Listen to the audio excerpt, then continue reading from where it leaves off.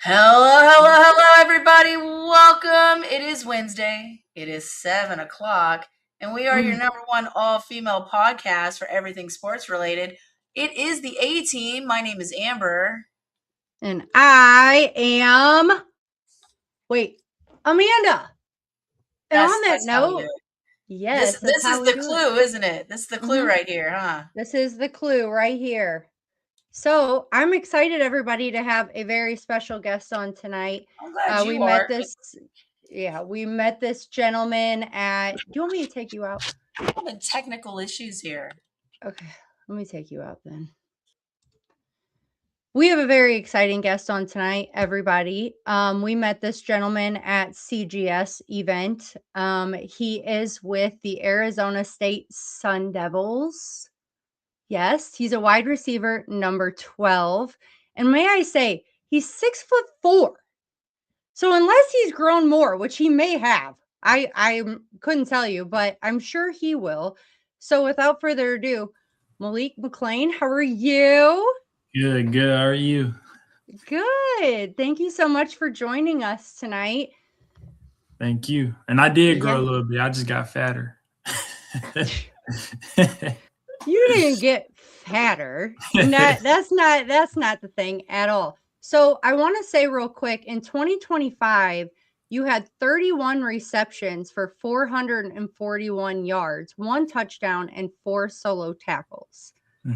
Yeah. Very impressive. But not only that, you were also with Penn State as well and with Florida State. Is that correct? Correct. So talk about that transition through, in 2021 all the way up till now, with where you're at in your career.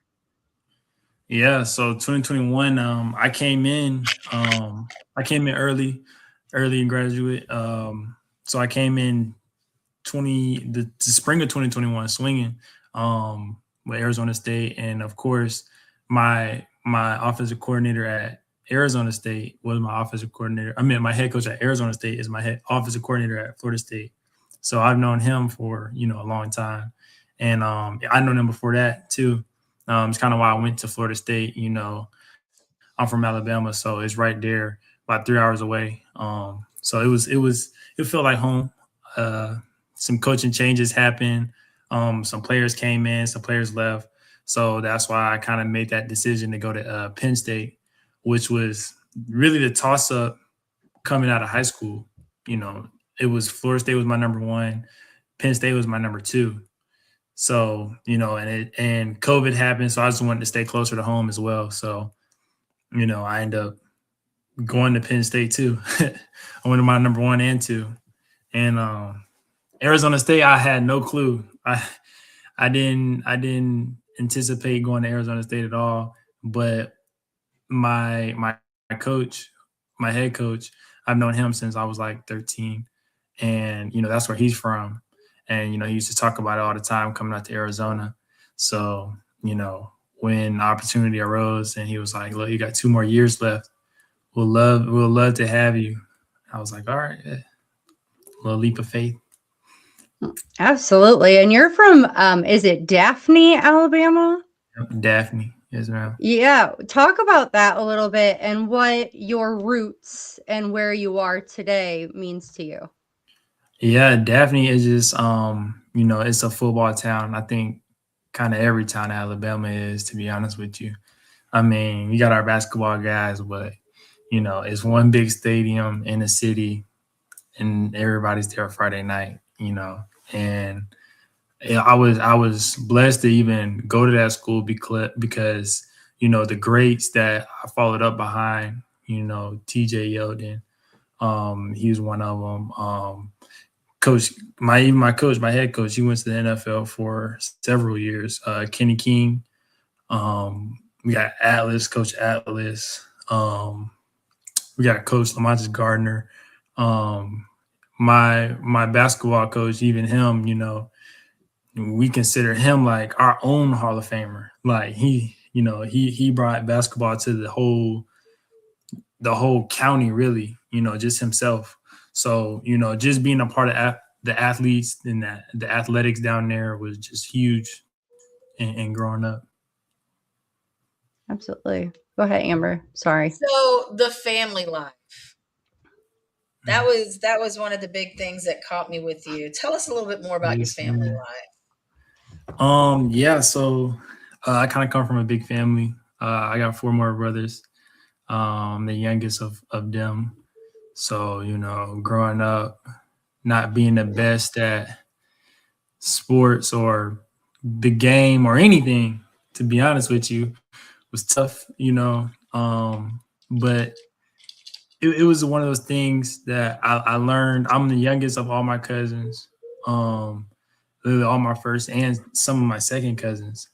So going to picnics, going to family events. It was just like I had to grow up quick, especially me in my shoes. They're not taking it easy on me because they want to win too. So Yeah. it was definitely, I definitely credit a lot of my competitiveness to my family. Absolutely. You want me to go, Amber? Yeah, go ahead and go. Okay, so I want you to talk about a play that I'm sure you will remember. Talk about the trick play thrown by Cam Scataboo for 42 yards. Can you talk about that a little bit? That was a heck of a play. Yeah. That's one of the ones. Like it wasn't drawn up. We didn't have it in the game plan. It's not a name for it. I couldn't tell you the name. It was backyard football, literally drawn on the hand like this. Like it wasn't even a clipboard. And it was kind of just on the spot. We were losing to Texas, and it was 4th and 2, and we already got stuffed on a 4th and 1 earlier in the game. And because it was one of those games where like we're going for it on 4th down, we went for it, they went for it.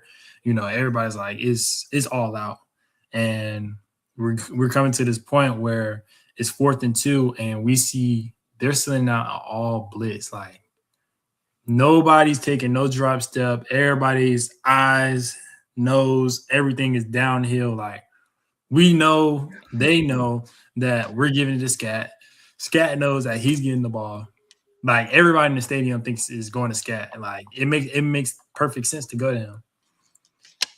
But that's when it all hit the fan. Like he got the ball, he looks up. I'm just running for dear life. And he's like, bro, don't look back. Don't even look back. Just keep running.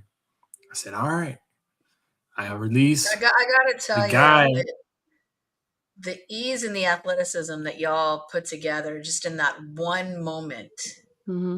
It was athletic ballet at its finest. It really was. And to find out that it was just a spur of the moment type of play that, when you're in the backyard drawing up plays with your buddies, playing football in the fields or in the streets or whatever, as a kid growing up, hey, you go this way, and you're going to go this way, you're going to do this, and I'm just like, man, that just, it did something good to my heart, It really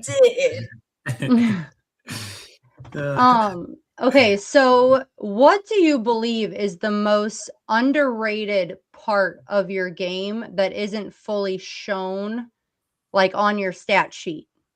What can you say that is the most underrated thing that you have to offer you never even know maybe that you have?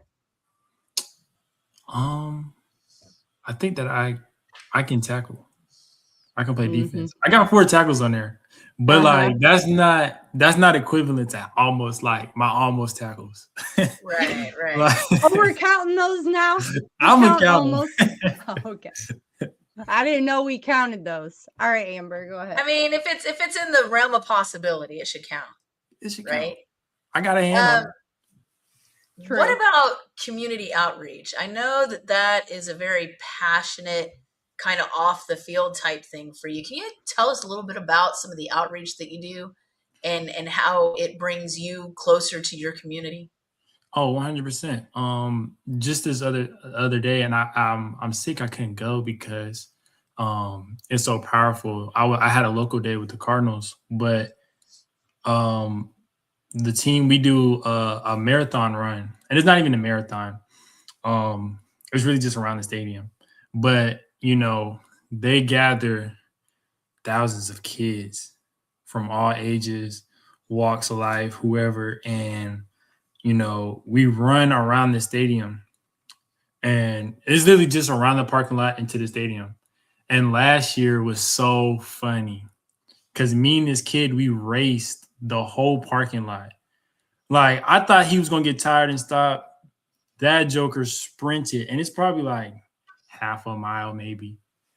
And he sprinted the whole thing. He lost his mom and everything. And just chopping it up with his mom when we finally found her, it's just powerful because she's like, he looks up to you guys, it's thank you for coming out here and doing this with him. And we took a picture and everything, and it was just powerful. Absolutely. So I have a question for you. Mm-hmm. There's this little thing. So. There's this little thing called it's little thing called the NFL draft coming up. Right. Mm-hmm. But before we get into that, I want to talk about the CGS event that you had attended and where we met you. And I want you to kind of tell us how that experience has impacted you to where you are today.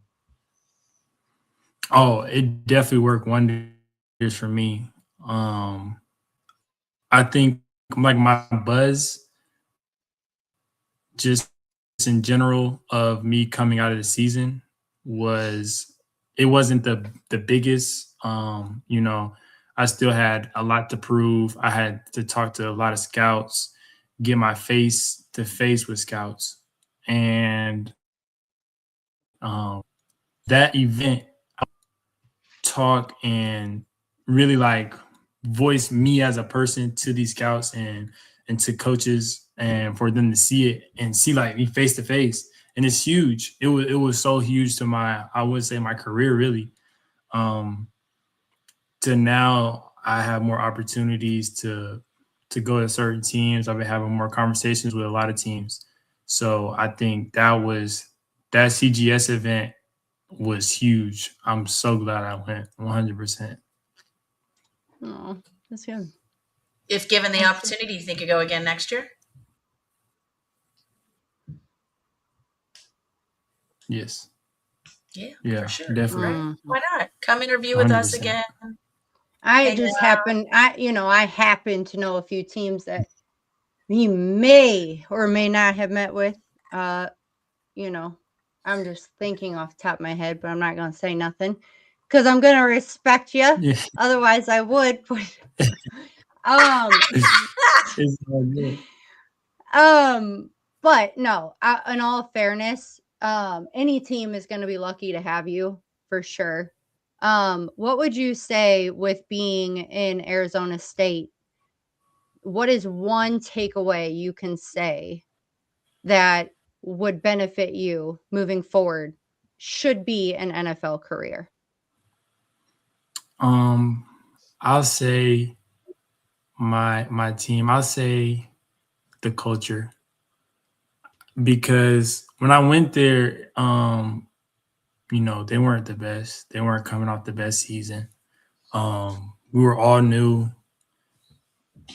I think we probably had 12 or 13 transfers come in with me when I went. So, and that's hard because, a lot of transfers, they haven't been there. Like when I was at Florida State, guys just transfer in. I'd be like, how was that like leaving your brothers to come to like join another brotherhood? But we always end up becoming dogs. Like we always become tight. But I think at Arizona State, our brotherhood and the way we connected as a group, as a team, was ultimately like the biggest thing that helped us become victorious on Saturdays, 100%. And I pray that, I can carry that with me onto the NFL, just be that spark of like, man, that's my dog, like, it's not, oh yeah, we're just, employees. Like, nah, we actually cool together. So Jason, you remember Jason from CGS. Mm-hmm. He has a question for you. How do you feel about your last pro day went? Oh, it went great. It went awesome. My numbers were crazy. I shocked myself.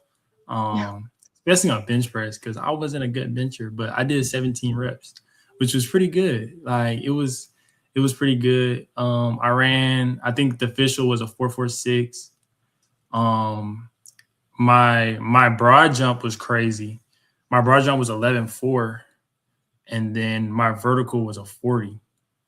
So it was like the vert, baby. That vert is what got me. Yeah. Woo, 40. Yeah. 40 inches, folks. Yeah. Yeah, it was crazy. What would you say is your motto? What is your expectation for yourself on and off the field? I'll say keep working. I think that's the biggest thing I did just throughout my career, because it wasn't all just like, okay, you go to one school 3 years, you go to the NFL. I had my ups and downs throughout my whole college career. So, and just in life, I felt like football helped me to just, no matter what happens, no matter the outcome, just keep going. Like, wake up, brush your teeth, make out of your bed. That's one thing you did today. Keep going, and that's like the biggest thing I want to accomplish. Just habitual in my life. Absolutely. Amber, go ahead. Sorry, I keep talking. Well, no, you're good. You're perfect. You're perfect. Malik, I got to tell you, I'm looking forward to seeing how you do at that next level. What do you see yourself at the next level doing? If you had the perfect, the absolute fantasy moment, what would that entail for you? The fantasy moment? Yeah, like I think my fantasy moment. Oh, Super Bowl, easy. Game winning touchdown Super Bowl. That'd be, I made it. Like that'd be, I'm good. I can retire right now.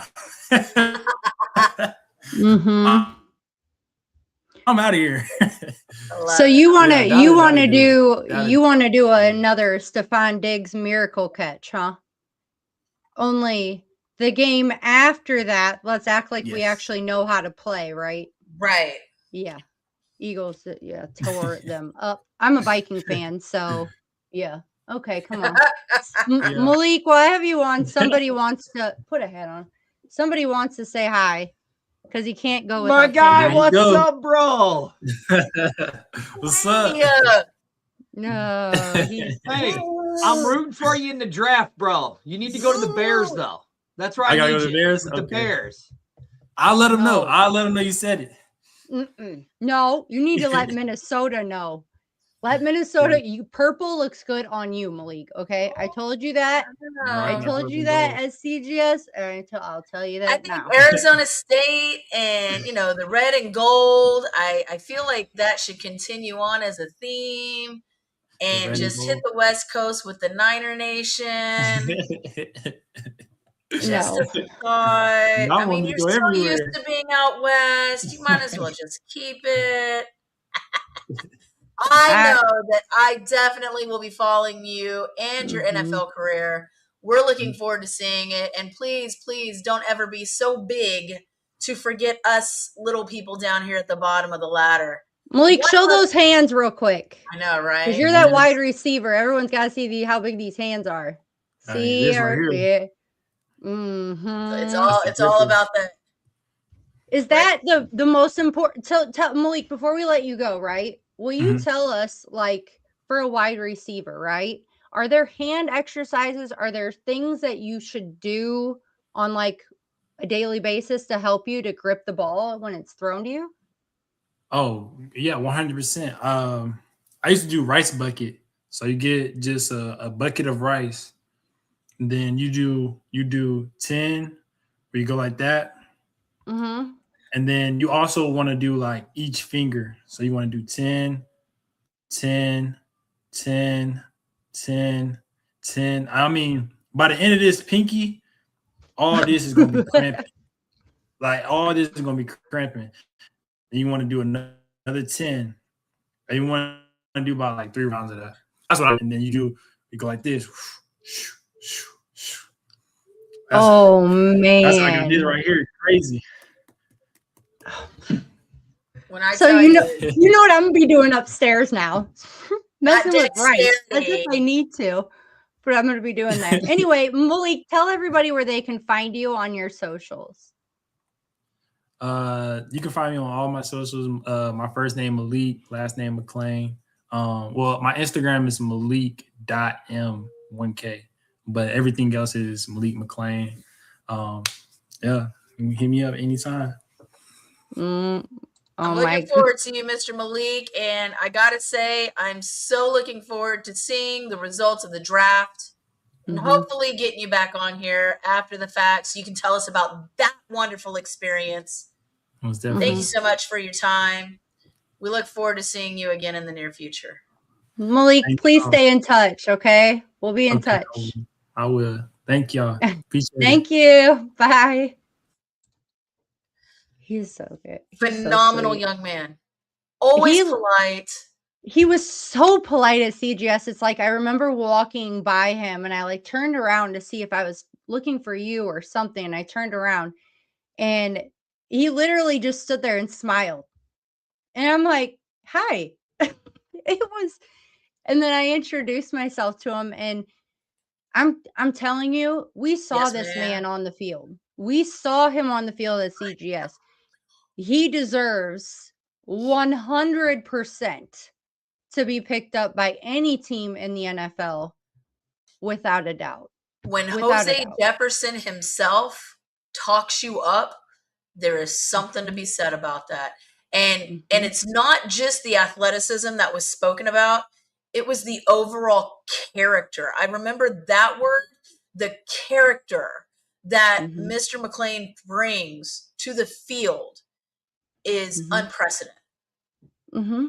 And I thought that was a phenomenal quote to get from Mr. Jefferson in regards to Malik and not just it doesn't just exemplify the skill set. Everybody's got the skills we can fine tune, we can hone in on, we can perfect. The character, man, there's something to be said about a young man with exceptional character. Okay, Malik's gonna hate me for this, but he looked smaller at CGS.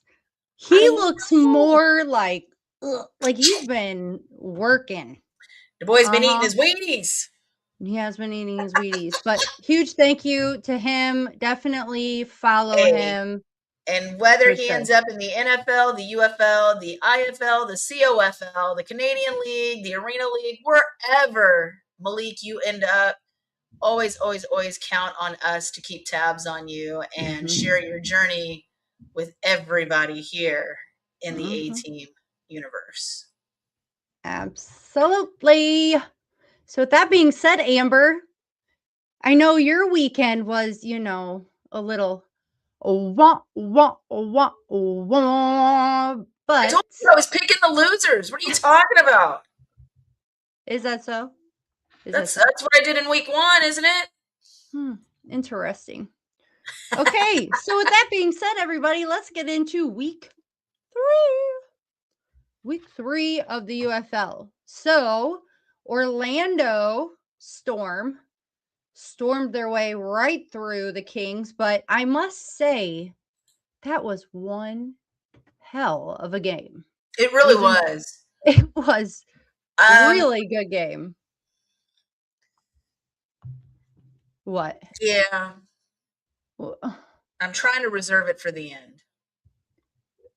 No, I'll speak now or forever hold your peace. The overtime. Oh. No, go ahead. Let's get into that. Go ahead.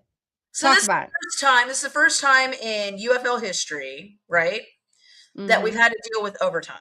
I'm going to put you front row. And so overtime, the way it goes, guys, it's basically a shootout. Like when the game's a tie, instead of going an extra 15 minutes in fourth quarter, the UFL's goal is to ensure the safety of the players. We want to expedite the game, get to a finish, but we want to make sure we're doing it in a safer fashion. And when overtime hits, typically players burn out. They will overstress their bodies. They'll get cramps. They'll deal with playing through injuries to try to get the next score. And so the UFL has noticed that in other leagues. And so they've taken the precautions necessary to ensure the safety of the players. That is one thing I will say I absolutely wholeheartedly agree on, is the safety of these players. What happens is they flip. They get 3 tries each side. So it's like a shootout in if you've ever watched soccer and they go for penalty kicks at the end. Okay, so it's like a shootout. They get one chance, other team gets one chance. They get a chance, the other team. And so it's the best out of those 3 scores. If nobody scores, then it's the next score. There's no, oh, well, defense gets to try to attempt to tie. It's just the next score at that point. However, in this instance, there was 2 flags thrown back to back against a team. And as a result of that, the other team automatically wins by default. Because the players tend to play a little bit more aggressively and they want to ensure the safety, keep them injury-free, make sure that they're ready for the next week, okay? Do I like it? Yes and no. I think in this instance, the first flag thrown was not a valid flag. It was my opinion. The second flag, definitely valid. I don't know why the coach didn't have the opportunity to challenge, but it is what it is. What do you think, Amanda? Here's the deal with that game. There was a lot of mistakes going through it just in general. Right. I mean, if it wasn't Bean, then it was Plummer. If it wasn't Plummer, then it was Bean. It was back and forth. Not only that, why would the Kings on a 2nd and 3rd down, they run, okay? You're 4th and 1, and you run again. I understand it's 1 yard. I get it. But if you are not a running game team in general, which clearly they're not, right? Why would you do that? Why would you do that? I mean, that's per my opinion. But there was a blocked punt. Bean, I feel like he has a great game. And then I feel like then he doesn't. Then he has a great game and then he doesn't. I get the consistency piece is going to come with time. Yeah. But I feel like you cannot compare at all Bean and Reed right now at all. Right. There's not even, you can't fight that. Like there's no denominators. Now, I will say Bean's best game was this game. Yeah. Wholeheartedly, without a doubt. I think he played the best this last week. But passing was, gosh, he blew it out the water passing. Yeah, there were just some calls that were on like the King side that were very questionable on whether they should have been called that way. Right. And what I'm looking for, Amanda, is I'm looking to see in the later half of this season for these teams, I'm looking to see these coaches throw those challenge flags out. I feel like there's still a little hesitation, as though they're not understanding. Remember, guys, the challenge flags are not just to challenge what the referees have thrown, but also to challenge what the referees have missed. And I feel like that's a huge component that a lot of people are not understanding or taking advantage of. Not only that, I have to say this with that rule, like at the end, when they do the whole, shootout situation, all that stuff, right? You can't get flags. You can't. It's the one out of any time during a game. Oh my, it's like in hockey, okay? Right. You don't get a power play when you're in overtime. You don't do it. Right. So why in football are we doing this with the flags? The Kings honestly could have won that game had they not had that flag at the end of their series. Right. Like, they would have won. And because of that flag, that costed them because they gave them another chance. Exactly. Because of the flag. You can't do it. You can't do it. I know it puts a lackluster finish on a game, especially a game this close, right? But I will say, for time constraints, television airtime, for the safety of the players, to have this happen, I feel as though it's a great thing. Now, we've never seen it come to this sort of a conclusion before, right? So we've got to take into account, get used to it, guys. I mean, it's been here since the inception, right? Can I ask a question, though, about these rules? Are these rule changes really that serious? I think so. To keep this league relevant, right? Are these rules going to make or break whether the UFL succeeds or not? I mean, how often are we going to come to a tie at the end of the game, right? And then on top of that, how often after the tie, in overtime, are both teams going to be 0-0? And then on top of that, what is the likelihood of one flag after another consecutively on the same team? So this is one of those butterfly effects where everything just aligned perfectly and it just happened to be. Do I see this happening in the future? Yes. Do I see it happening often? I think the shootout needs to stay. If anything, instead of going 3, maybe go 5. I think, this is my opinion, I think instead of the 3 shootout, I think that each team should get a chance to score, whether it be a field goal or a touchdown. More than likely should be a touchdown, but starting at the 50. They both get an opportunity, but they both start at the 50. And I think that just makes the game go overtime. Longer. I feel like the game would go longer at that point. I mean, realistically, if you want to sit there and run the ball the whole time, I mean, you go for it. Let's look at what the NFL does. The last 2 minutes of the fourth quarter are typically the longest time of a football game, generally speaking. So the fact that we're dealing with that already in the fourth quarter, and then you go into overtime and you're trying to make it a whole nother 15 minutes, to which point everything is meticulous at that point. I think this is amazing. Start at the 35 and move it back 5 yards every time. I think that's a great idea. But should we put that much pressure on the kicker? If we're going to put that much pressure on the kicker, should it come with extra pay? Are we just going to, I mean, it's like saying, okay. What do you mean put pressure on the kicker? The whole first 3 weeks have been nothing but field goal after field goal after field goal. More than touchdowns. But so you can't tell me that. Yeah, but Amanda, come on, Amanda. Let's look at who's been the only team to get those 4-point field goals. Don't say that, because not every team's had the opportunity to do that yet. Just saying. But let's be honest. How many kickers in the league actually can hit those 4-point field goals?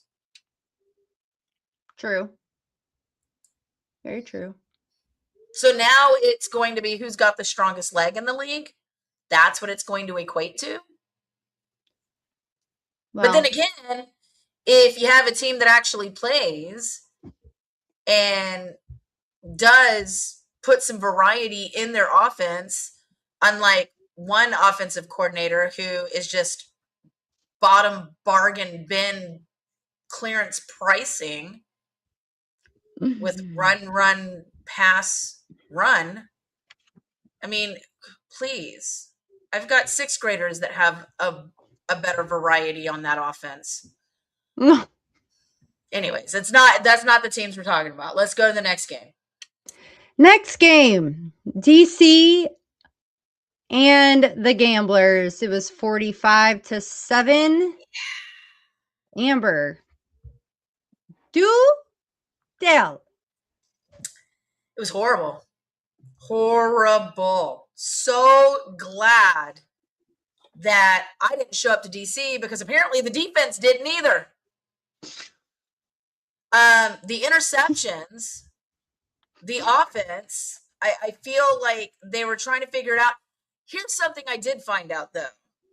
Due to quarterback issues, injuries, reserves, waivers, whatever you want to call it, we had our wide receiver listed as the number 3 quarterback. John Trey Kirkland was listed as the 3rd string quarterback for that game. Let's realize this. Your top 2 QBs are injured.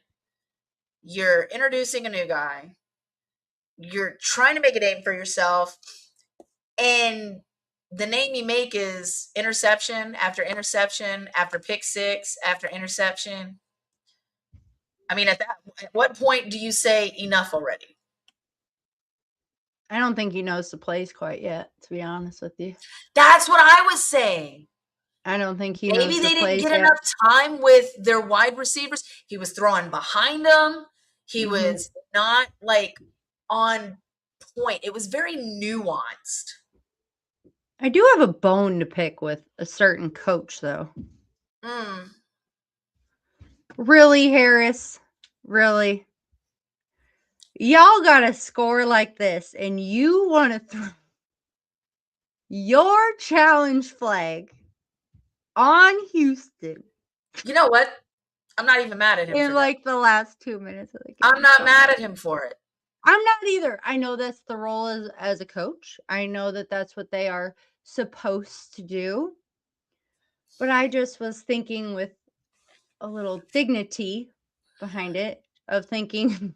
I know, and a lot of people will say it's poor sportsmanship. The gavel came down hard enough. Maybe.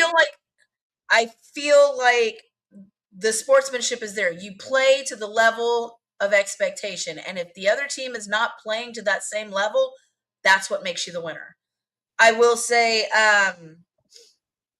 it seemed like the attendance was par for course, but come on. Their mascot really, that's what really, I got to the point where I started looking at other stuff. We get it, the fake snake, whatever. All right. Their mascot looks more like a salamander than a snake. I don't care if it's Monty the Python. Snakes don't have arms and legs, people. Pick a different mascot.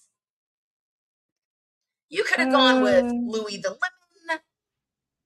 Why would you pick an animal that doesn't have appendages? You should see if it jumps, if it sticks to the wall or not. Just try.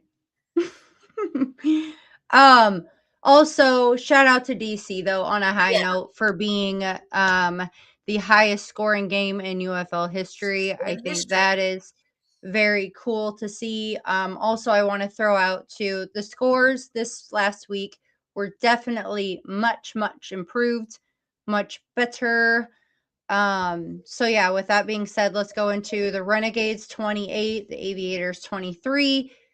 Obviously, the Aviators had a little bit of a setback, should I say, this last week, with their coach being on a little bit of a hiatus.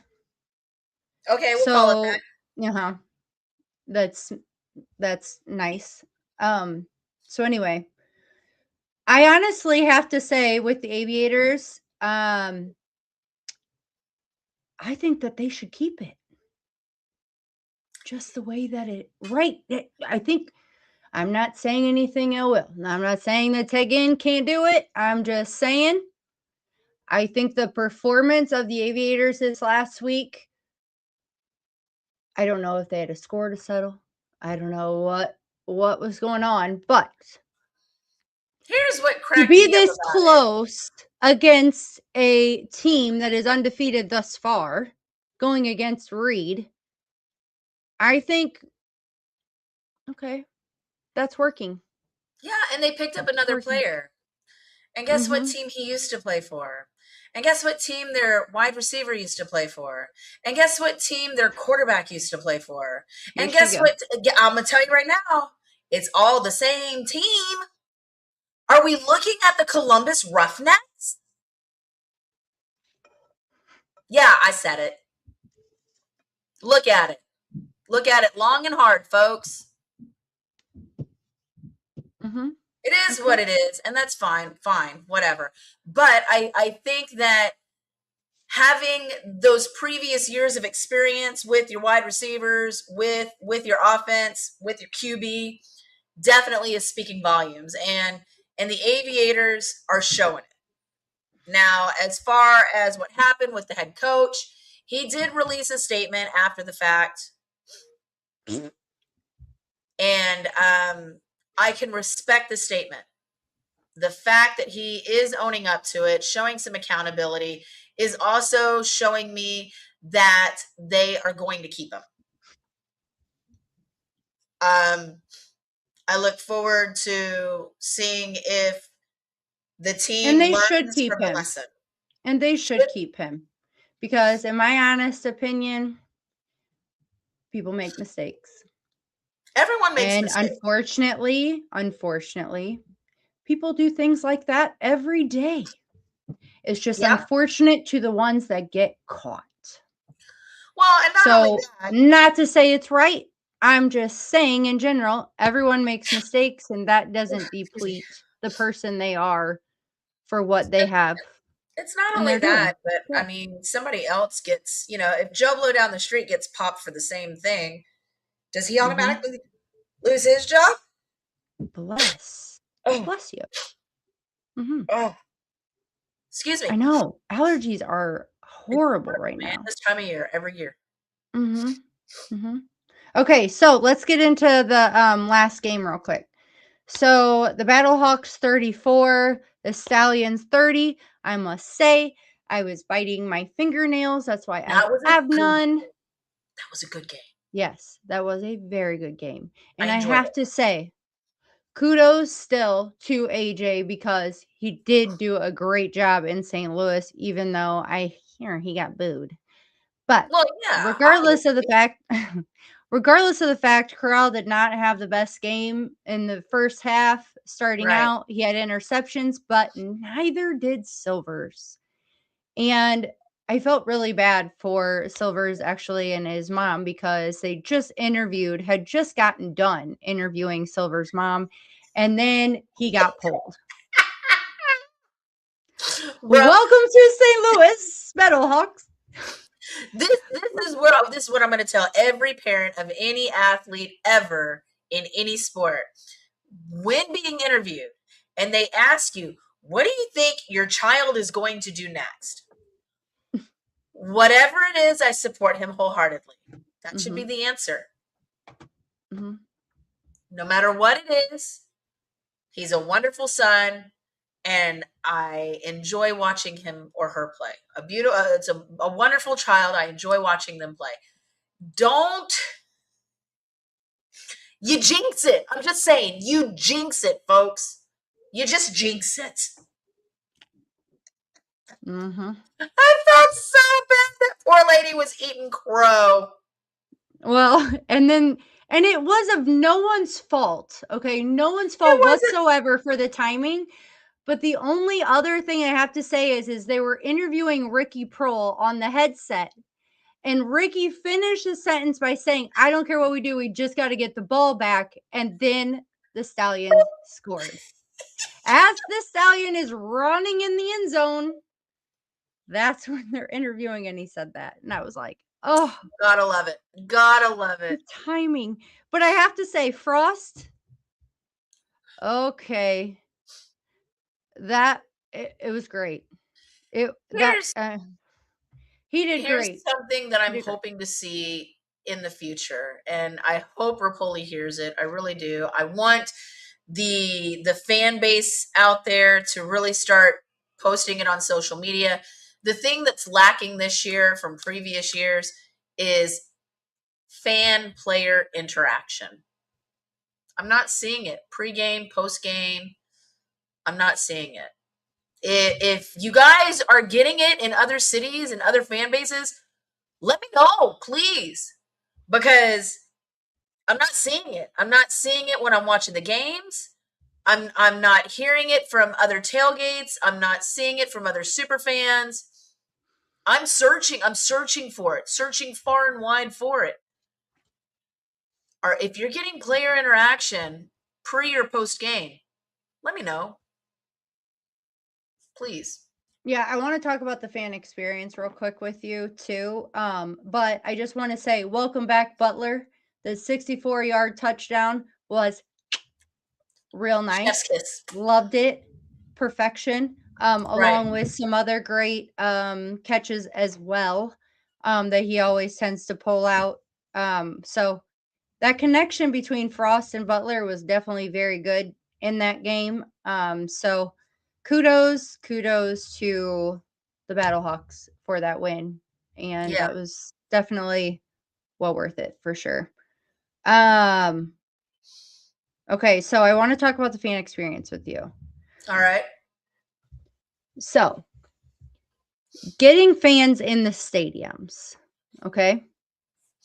With everything that's going on now with marketing, what are some things in your opinion that the league could be doing to enhance the fans coming to enjoy a game? I think presenting more local talent would probably be a great way to get it going. I think that interactions, I know, like, it's spring, I get it. We've got Easter, we've got Mother's Day, we've got Memorial Day, and we've got a very small window in which to do all of this. You got spring breaks in there. So the butts in the seats, I see it becoming a struggle. But I think the more important factors that we need to look at is maybe some corporate sponsorships, the TV times, an A network, maybe two networks, but having games on different networks each week can be daunting. And if you guys are going to the games, make sure that your TV is recording it, or at least it's on to play. Even if it's just background noise for you guys, go to your local bar and ask them to turn it on. Your local restaurant, ask them to turn it on. Get the word of mouth out there. I think that is probably the thing that is lacking the most, is the marketing. And I know it's very limited. Budgets are limited. Timing is limited. Staffing is limited. I get that, and they just announced the new stadium in Oklahoma City. So I'm looking forward to seeing where the next one is coming up at. They've got to announce that soon, right? Because an odd number of teams is going to be wherewithal. I think that they're on the right track. There's bumps in the road. Local talent would probably help the local fan bases. Getting the loyalty of the core fans is probably going to be an uphill battle in most cities. For example, the Storm. You had the Guardians, then you lost the Guardians. Now you're back with the Storm. Do I really want to invest my time and my money into this? Houston, You played here. Now you're playing there. Oh, you may not have a team. Oh, we might change your name. Now you're playing back over here, only to play at a different stadium under a different name. San Antonio, if they get announced in the future for another team, are the core Brahma fans going to return to support this new team? The changes. I feel like the changes are happening, and it needs to happen, and I get that. But I want to make sure they're not expanding too big, too fast. And I think Rapoli's got a good set on that. And using the MLS stadiums are definitely a game changer. Yeah. Smaller venues. The idea that I have is simply, you know how you were saying local, right? Right. I think if the players aren't local, then bring the players to local places. If not colleges, I think that these players really should be partnering up with high school varsity football teams and doing camps with them. And in these camps, basically having a day where they're working with them on their technique, and then they will then get the word out even more. It's things like that. There's so many high schools that could be tapped into for this, if not colleges. I know you have Mizzou, so that's outside of St. Louis. But I mean, in my opinion, high school varsity football is it's a big. Yeah. I remember going and watching my high school, and that was years ago. And let me tell you, it's grown bigly since then.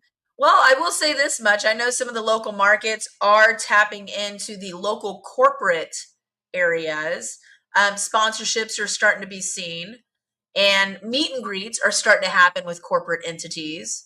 So we'll see if we can get some more inside information on that in the future. I like the idea of varsity. I know that Friday Night Lights is huge in a lot of towns, especially some of the smaller venue towns.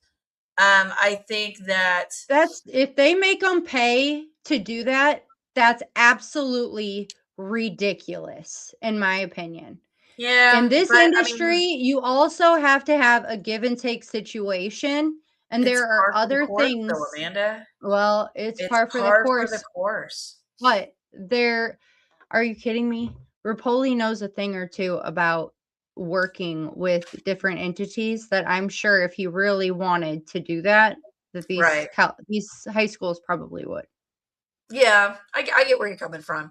Let's spend the last 5 minutes trying to battle through week 4 super fast, guys. Tomorrow night, Thursday night, April 16th at 8 p.m. Eastern time, is going to be the Louisville Kings coming to Houston to face the Gamblers.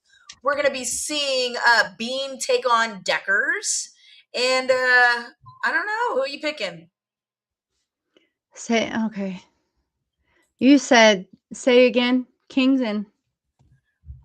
The Kings at the Gamblers. Oh, I'm going Kings, girl. Kings. You're going Kings. You would.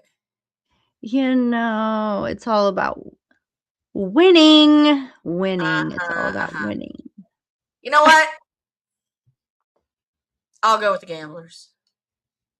We'll see. We'll see. All you do is win, no matter what. I pick all the losing teams. That's got to be a win, right? Just saying. That was a song I was singing. You can catch them on ESPN at 8 p.m. Eastern Time, 7 p.m. Central tomorrow night on the 16th of April. Our next game is going to be the Dallas Renegades at Columbus facing the Aviators. That's at 8 p.m. Eastern Time, 7 p.m. Central. You'll be able to catch that game. Who are you going to pick? Renegades. All right. You'll be able to catch that on the Fox 1 network. So make sure y'all are tuning in for that. Where do you see Fox 1? Who's Fox? Fox 1. That's what I got here. Who do you have? You didn't tell me who you're picking. I'm going to go with the Renegades. I mean, they're undefeated at this point. Yep. How are you not going to do this, you know? I love this though. Thursday, Friday, and 2 games on Saturday. Well, And 2 games. Right. So then I the do next like that. game, it's a doubleheader. You got the Battlehawks in Audi Field facing the DC Defenders. That game's going to be 12:30 Eastern time. So that's the early 11:30 game Central for you guys. Who are you taking in this one? No, you go first. I'm going to go DC Defenders. And this one you can watch this one on ESPN. So make sure you guys are tuning in for that. I'm doing the Defenders. See, you're making me pick first, but what are you going to go for?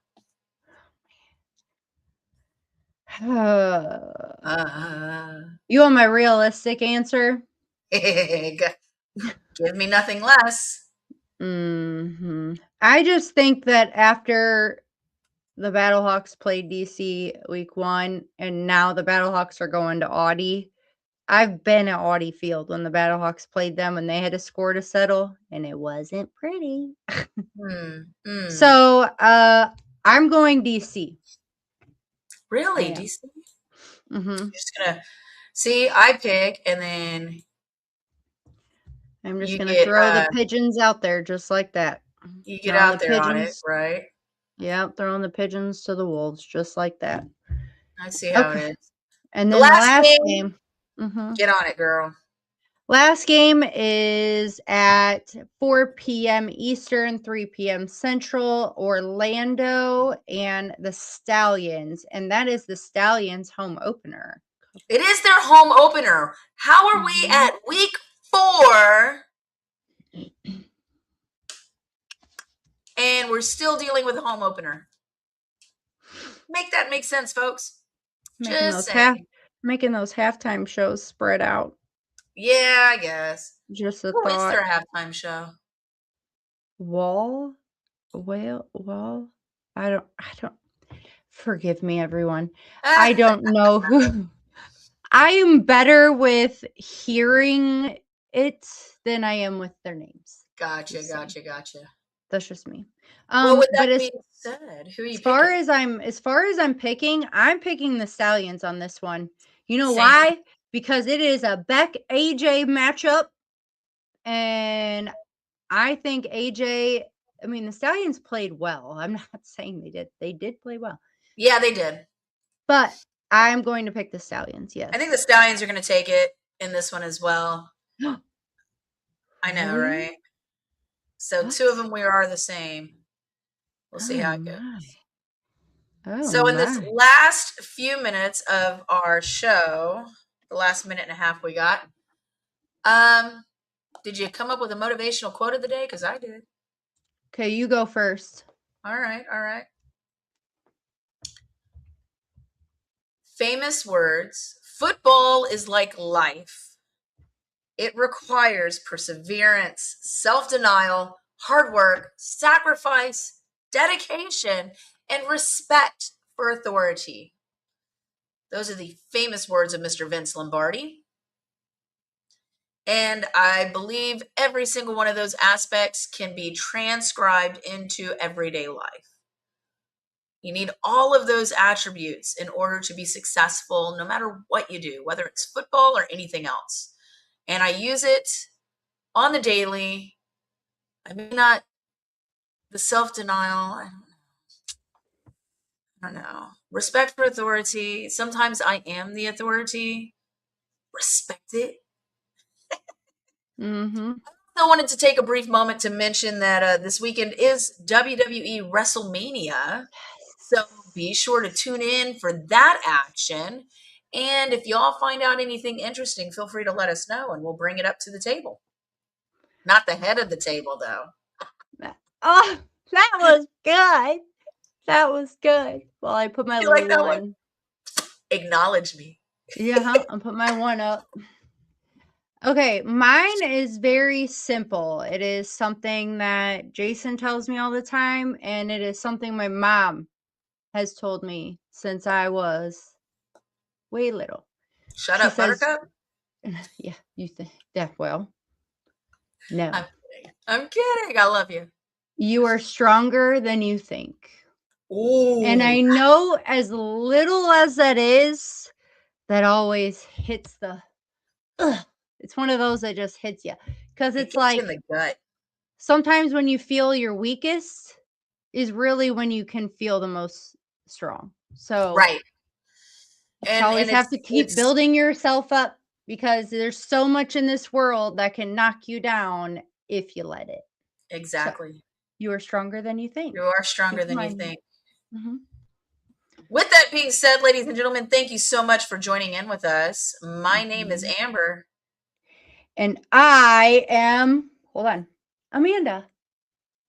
I had to do that Look for at Malik. she's learning, folks. She's learning. I had to do that for Malik. I'm like my son. I have to look at my fingers too. She's getting there. Yes. We Thank you are to the Malik A-Team. too.